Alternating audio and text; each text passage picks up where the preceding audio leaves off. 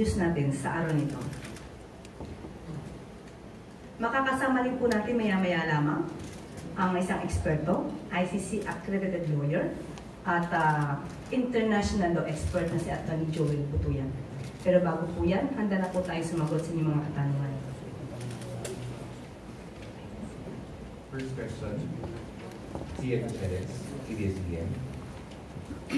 Ay, magandang umaga. How can we get Malacanang's reaction to the decision of the Timor-Leste Court of Appeals to reject the request of the Philippine government for the extradition of former Congressman Arnolfo Teves Jr.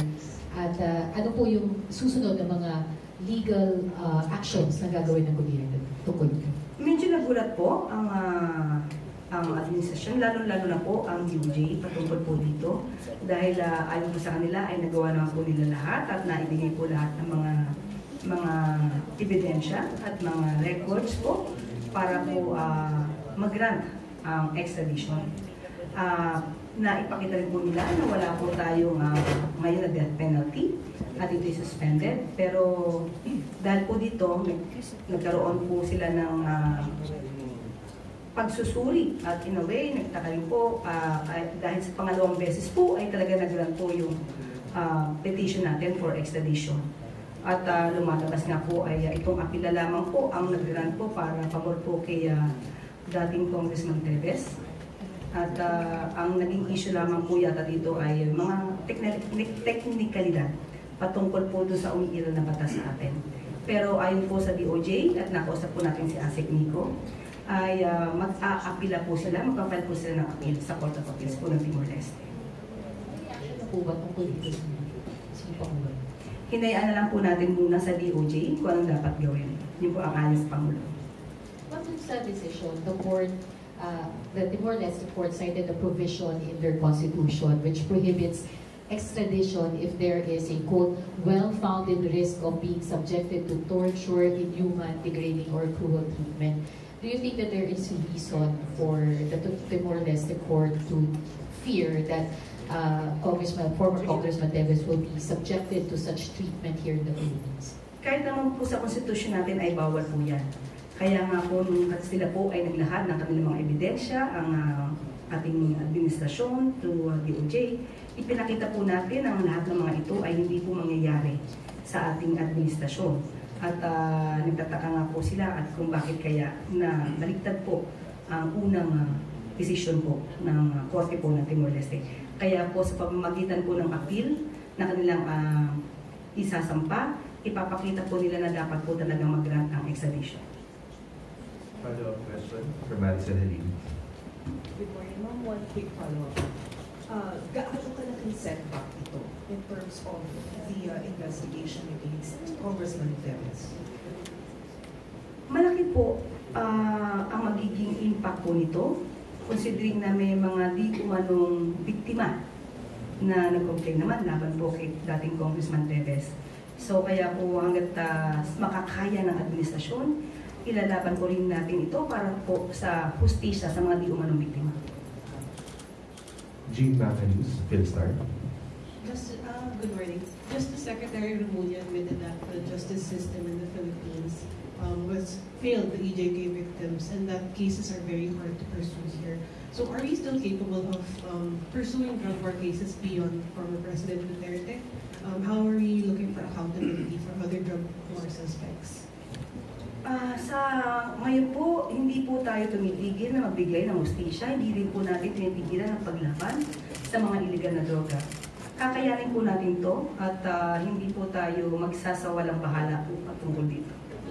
Quick follow-up. Are we taking specific steps to address the supposed systematic lapses in the justice system? Ngayon po, nakikita po natin kung paano po magtrabaho ang administrasyon. Nagkataon lamang po siguro kaya nagkaroon po ng kaso sa ICC dahil gumagana naman po ang hustisya sa ibang tao. Nagkataon lamang po siguro na yung hustisya na dapat na makamit dahil sa pangyayari sa war on drugs ay hindi nakamit sa panahon ni dating Pangulong Duterte. Pero how will we pursue justice in the Marcos administration? Kung meron mga nag-file ng complaint at kumpleto naman po ang ebidensya at mapapakita po na dapat po iakyat ang mga kasong ito sa korte, yan po ang gagawin ng DOJ. Ann Soberano, Boborazo. Yusek, good morning.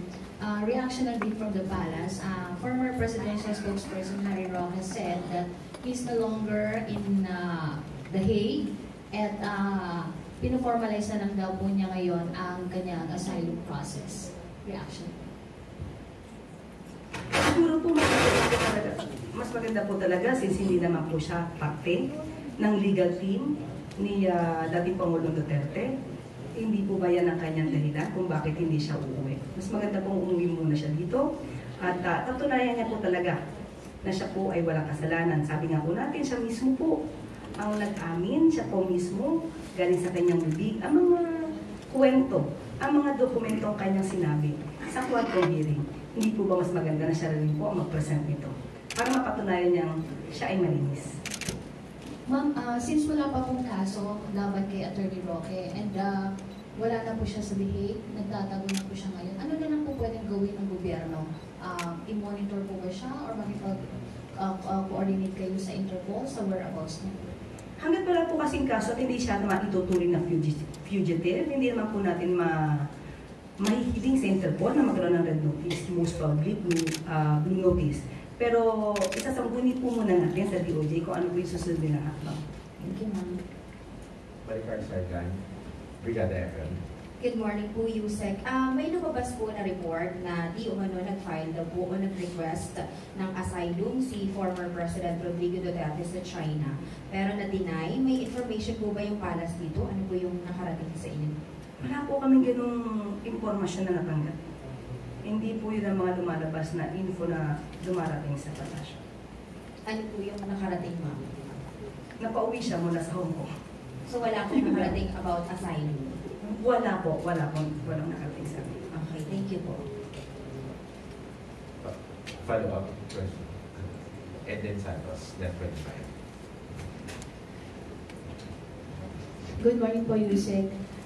Sa hearing po kahapon ng Committee ni Senator Amy Marcos ay dininay na ni Secretary Remulla na hindi po si PBBM, hindi rin po si Secretary Gipo at si Secretary Anyo yung sinasabing mastermind nung pag-aresto po kay ating Pangulong Rodrigo Duterte. Sino po yung nag-utos sa PNP, especially kay General Torre, para po isagawa yung pag-aresto sa dating Pangulo? Yes. Tatanong ko lang po, sino po ba nagsabi, sino po yung nagsalita, nagsabi ng word na mastermind? Yun po yung binabanggit sa Senate hearing kahapon. So kung hindi po mastermind, tanong ko lang po kasi sino po yung nag-utos? Ay, So, word. we have to correct that. May mastermind ba tayo na dinig? Kasi for us, it's medyo negative yung dating. Sino po yung nag-utos kung hindi po mastermind? Unang-una po, nagpapasalamat po tayo na nagkaroon po ng Senate hearing patungkol dito. Mas naliwanagan ang tao, ang taong bayan, kung ano ba ang nangyari. Napaliwanag po kung ano yung batas at kung ano lang yung ginawang batas. Kaya maraming salamat sa pagkakaroon po ng Senate hearing na ito. Kung sino po ang nag-utos, wala po tayong personal knowledge dyan. Kung ano po ang napag-usapan, wala pa rin po tayong personal knowledge dyan. Kung naganap na po ang dapat na naganap, yan po ay naaayon naman po sa batas. So ibig sabihin po sariling decision po ni General Torre yung lahat ng nangyaring pag-aresto, pagsundo sa NAIA, sa dating Pangulo at sa kanilang grupo. Wala po akong sinabing ganyan. Ang sinabi po lang naman natin, wala po tayong personal knowledge kung ano po ang napag-usapan nila. Okay, ICC has no jurisdiction over the state but has jurisdiction over individuals according to Justice Secretary Remulla. Can you elaborate po itong binanggit na ito or can you explain it para mas maliwanagan ng mga taong bayan? Kasama natin po mamaya si Atty. Joel Butuyan at siya po ang mag-explain patungkol po dyan. Thank you. You take one last question from Tia before we go with Atty. Butuyan. Yes, ma'am. Ma'am, tatanong ko lang kung may directive po ba ang Malacanang sa mga otoridad patungkol po sa situation sa NLEX yung heavy traffic doon sa NLEX because there are fears that there may be economic implications, lalo na at nabanggit na yung repair ng Marilao Interchange Bridge may take 2 to 3 weeks after yung nangyari ng aksidente. Tatanungin po muna natin sa pinaka-head po ng ahensya that as of the moment, wala po tayong impormasyon patungkol po dyan. Pero ibibigay po namin ang agarang kasagutan kapag po nakausap na po natin. Thank you. Ayan. At ngayon po, makakasama natin ang ICC Accredited Lawyer and International Expert na si Atty. Joel Butuyan para magbigay po ng linaw sa iba pang katanungan. Good morning, Atty. Joel. Good morning, Yusek Claire, at maraming salamat sa invitasyon ngayong umaga. Opo. Kahapon po sa Senate hearing ay marami po naging issue pero hindi po masyadong na-elaborate yung mga sagot dahil po minsan ay nakakat po agad. Unahin po natin, Atty. Joel. Sinasabi po na mukhang labag ang ginawa sa pag-surrender kay dating Pangulong Duterte na walang court order. Maaari niyo po bang i-explain dahil ang sinasabi po ni SOJ Boying Rimulya ay nasa batas naman po ng RA 9851 na pwedeng i-surrender sa international court. Pagliwanag na po yan ang kalimutan niya. Yusek Claire, dalawang basihan yung validity ng implementation ng warrant of arrest. No? Unang-una nandiyan yung Republic Act 9851, which is actually a mirror image of the Rome Statute. Ito yung statute ng ICC. And nakasaad dun sa may Article 17 ng RA 9851 na kapag may warrant of arrest na inisyo ang isang international court, merong option ang Pilipinas na i-surrender directly to the international court yung suspect. No? Isa yon. Pangalawa, yung Article 59 ng Rome Statute. Nakalagay doon na kapag inaresto yung isang tao sa Pilipinas, no, halimbawa, ang procedure ay pwedeng idaan sa competent judicial authority at meron lang very basic na pwedeng tanungin yung competent judicial authority. Wala na siyang jurisdiction para questionin pa yung validity ng warrant of arrest. Nakalagay doon sa Article 59 mismo. Ang pwede nyo lang gawin is i-verify yung identity ng aresto, kung siya nga yung nakalagay sa warrant of arrest, and to make sure na yung rights ng arrested person ay respected pursuant to our domestic law. No? Ngayon, meron ng decision ng ICC mismo with respect to ano ba yung binding effect ng procedure under Article 59 kung kinakailangan dumaan sa domestic judicial authority. Sabi ng ICC sa Ongwen case noong 2015 na there is no duty on the arresting country to follow the procedure under Article 59. So hindi kinakailangan dumaan sa domestic judicial authority for as long as yung substance ng Article 59 is complied with, which is what yung identity ng accused, saka kung respected yung rights ng accused. Anong nangyari nung pag-aresto kay former President Duterte? Binasahan siya ng Miranda rights niya. No? So that's pursuant to our domestic law on arrest. And then meron siyang abogado doon. Hindi lang isa, dalawa. No? So yung substance ng Article 59, we're actually complied with. So talagang both under our local law and under the ICC statute, complied with valid yung implementation ng warrant of arrest. Ibig sabihin, Atty. Butuyan, kahit hindi po tayo miyembro dito sa ICC, at ang ginamit natin primarily ay ang ating batas ng RA 9851, kung itatanungin pa rin nila kung may substantial compliance tayo dito sa Article 59 ng Rome Statute, ibig sabihin, nakapag-comply tayo, although hindi yun yung ginamit natin na batas, kundi yung RA 9851, gano'n po ba yun? Tama yun, Yusek Claire. No?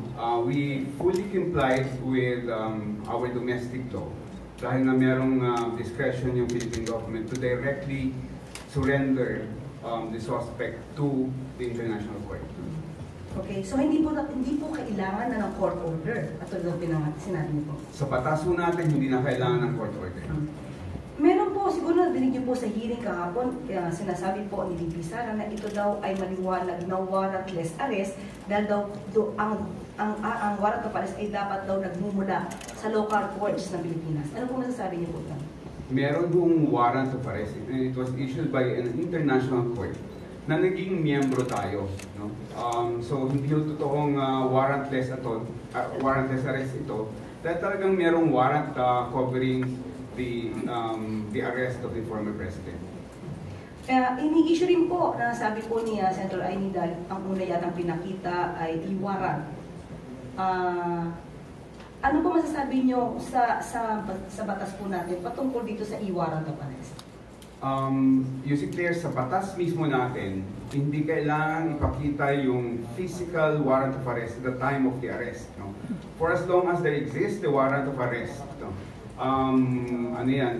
Pwede mag-aresto. In fact, pwede na sa atin yung i-warrant na sinasabi doon sa may revision ng ating rules of court. No? Even sa ICC mismo, hindi kailangan ipakita yung physical warrant of arrest dahil po pwedeng i-warrant din yan. In fact, yung proceedings ng ICC, even yung kanilang trial lahat, paperless din yan. Talagang lahat, talagang e-documents lahat yung ginagawa doon. Pero kung napanood niyo po yung hearing kahapon, may pinakita po kasing video na sinasabi ni dating Pangulong Duterte na kasi may pinapakita sa kanya na warrant of arrest. Parang sinabi niya na, bakit niya ipapakita sa akin yung papel na yan? So it means meron din physical copy ng warrant of arrest na pinakita sa kanya? Tingin ko, print yung i-warrant na yun, pinakita sa kanya, invalid po yung ganung klase procedure. Valid po yun? Ako. At ito pa po, attorney, sinabi po nila na ni Atty. VP Sara ay lumalabas daw kung ito ay extra rendition lamang. Ano po masasabi niyo? Yung extra rendition ay yung pag-aresto ng parang isang terorista na i-surrender sa isang country, no? Sa ibang country, hindi sa international court, no? Dito merong doon walang warrant of arrest yun, yung extra rendition. Ito meron ng warrant of arrest issued by an international court and hindi ito country to country. So hindi ho extra rendition yung nangyari dito. At isa pa po, pinag-uusapan din po yung diffusion at saka po yung red notice.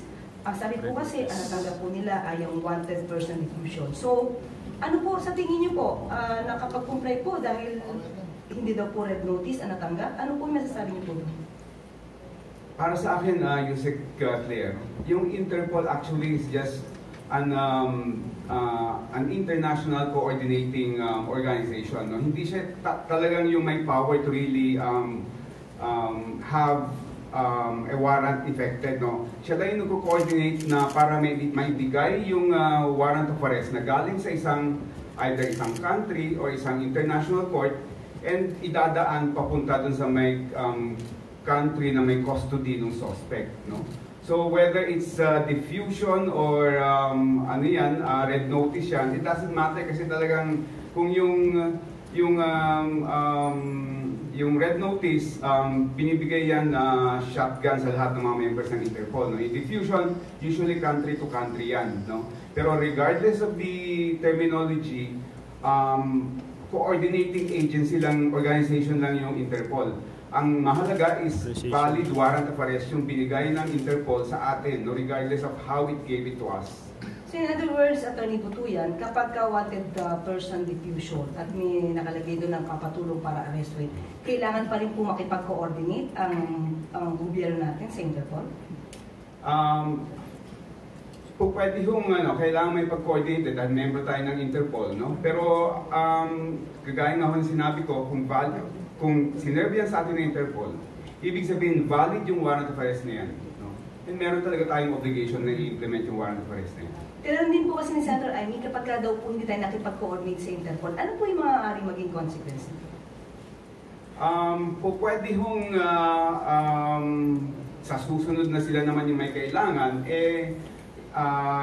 hindi naman tayo pagbibigyan, no, ng Interpol kung sakaling meron tayong request for extradition halimbawa or implementation of a warrant ng ibang halimbawa ng citizen natin or any foreigner who commits a crime in the Philippines, and we request for the custody of that suspect or that accused, pwede tayong hindi pagbigyan because we violated our commitment sa Interpol.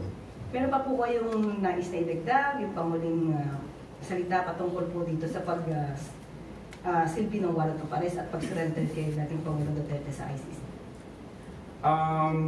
Nakita naman natin yung pag-serve ng warrant of arrest, no?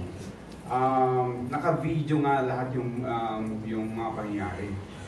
And kung ikukumpara natin yung pag-serve ng warrant of arrest kay former President Duterte sa pag-serve ng warrant of arrest sa ordinary suspect or criminal sa Pilipinas, sobrang nakakalamang si former President Duterte. In fact, ang daming privileges that were extended to him, no? Over and beyond what is required by law. So, sa substance, wala talagang walang na-violate and valid yung implementation ng warrant of arrest. Okay, maraming salamat, Atty. Butuyan. Salamat din po. At dito na lamang po nagtatapos ang ating briefing. Maraming salamat, Malacanang Press Corps, at magandang umaga sa Bagong Pilipinas.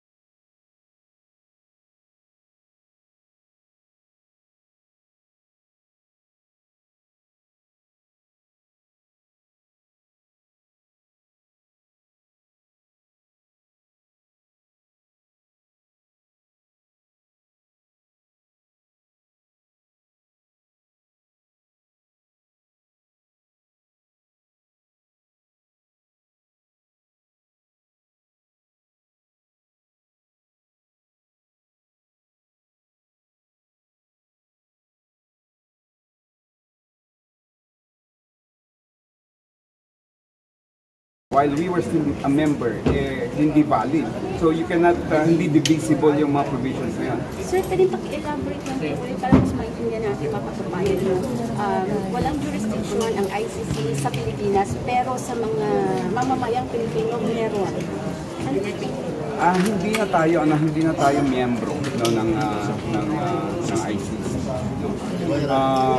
Pero nakalagay nga dun sa may ICC statute na meron pa rin silang karapatan na litisin yung ating mga citizens for crimes committed during the period that we were when we were still a member. Basta may complainant, attorney, kahit ordinary citizen, pwede din ng ICC. Actually, hindi kailangan ng complainant kasi yung pag-file ng kaso sa ICC hindi dependent sa pag-file ng complaint. The ICC prosecutor can actually initiate an investigation based on evidence or information that it gets. In fact, even ibang countries can refer a situation and on the basis of the referral, pwede mag-initiate ang investigation ng ICC. Pero paano po makakapag-investigate ang ICC sa Pilipinas kung hindi nga po member na Pilipinas? Paano nila i-investigate yung individual, for example? Para masabi lang natin na pwede nilang investigahan at pwede nga restaurant. Yung proseso po na pwedeng mas malinawan ng mga tao ba? Nakita natin nung panahon ni Pangulong Duterte, no, na talagang threaten nga niya yung mga ICC investigators. Pero nagkaroon pa rin ng investigation. So may ways and means for the ICC to continue with the investigation even without the cooperation of the country where the suspect is located. Sir, I would just like to ask whether yung legal team ng Pangulo could raise the legality of his arrest from the ICC. Would it matter? Yeah, actually we expect within the 6 months period from last Friday to September 23 that they're going to pose several challenges. Unang-una dyan is the validity of the issuance of the warrant of arrest, the validity of the implementation of the warrant of arrest, yung nangyari sa Pilipinas, and then they will also question the jurisdiction of the ICC over Mr. Duterte. And they would argue that since we are no longer a member, wala nang jurisdiction ng ICC. The same argument that was posed by the Philippine government before. So would it matter the circumstances surrounding yung pagdala sa kanya din sa ICC in the crimes against humanity case naman? Hindi, sabi nga dun sa may decision ng ICC, yung specific procedure dun sa may Article 59 na kailangan idaan sa competent judicial authority, hindi bound yung Pilipinas na i-follow yon for as long as yung substance ng Article 59, which are una, make sure na yung taong arrested, yun yung nakalagay sa warrant of arrest. Pangalawa, respected ba yung rights ng inaresto pursuant to our Philippine law? Pinasahan siya ng Miranda rights, hindi naman siya sinaktan, meron siyang abogado. So, lahat ng substance ng Bill of Rights natin na-follow naman, no? So, walang reklamo doon. So, in other words, attorney, walang pakialam ang ICC sa kung paanong paraan nadala si dating Pangulong Duterte doon. Ang importante na sunod kung ano yung dapat na ipatupad. Ang pakialam nila is, yun na, kung na-verify yung identity and then na-respect yung rights niya. So, yun yung minimum. Kung babasahin mo yung Article 59, yung implementation ng warrant of arrest is actually a domestic issue. So yung domestic law ang masusunod doon. In fact, yung ICC would make requests to the custodial state. So ibig sabihin talagang jurisdiction niya ng surrendering state of jurisdiction niya ng Pilipinas. No? So nasunod naman yung batas natin, no? Sunod yung procedure natin. No? May doon sa sitwasyon ng PRRD, test case mo ito sa ICC o meron ng choice? Meron ng previous na nag-question dun sa may jurisdiction pero medyo yung Burundi. Anong naging pasya ng ICC? May jurisdiction ng ICC. May jurisdiction. Sir, what are the chances na makabalik dito si FDRR? I don't think makakabalik siya. Why is that, sir? Until magkaroon ng ruling ICC, kasi nasa jurisdiction ng ICC. So it's going to be the ICC which is going to say kung babalik siya o hindi. So it's either madidismiss yung kaso or magbibigyan siya ng interim release na papupuntahin siya dito, which I think very, very slim. Yan ba, sir, mangyayari doon sa September 23? I-release lahat yung issues na yun. So, attorney, kahit meron nakapila sa SC, buti nakatenda. Buti nakatenda. Okay, thank you. Thank you, sir. Sorry. Thank you.